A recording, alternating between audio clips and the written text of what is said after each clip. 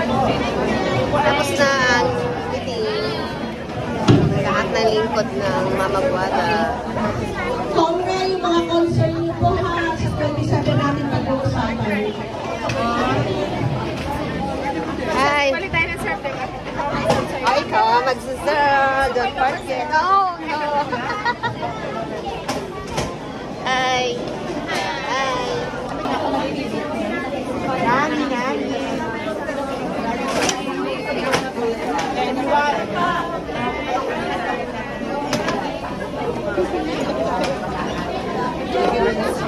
Na-late ako. Pero naka-attend ako. Ay! Na-late ka pa? Inanapan ko ng pwesto si Mama Guada. Nilinis ko muna yung kwarto ko. Punta kami sa ano.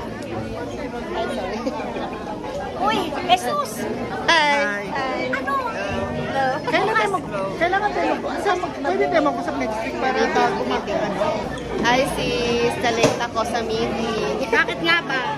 Ay, naku, dami mong ginawa. Bagong ligo nga lang ako. Naglinis ako ng bahay. Bakit ako? Late ako ng isang oras.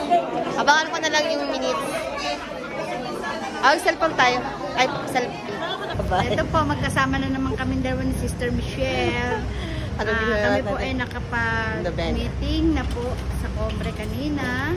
Late ako. Kasama ang ibang liturgical ministry. Oo. Tapos po, Ala, after po ng meeting, Ala, kami po ay... nagdobena.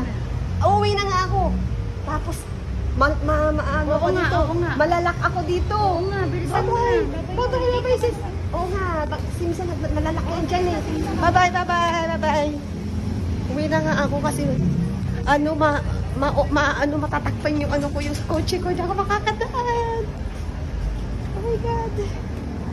Oh my God. Pagtapos namin mag-meeting, nag-nobena na dapat kasi ang nobena namin ay 4:30 pa. Yan dito na lahat. Ay, hala! Si Tita Leti!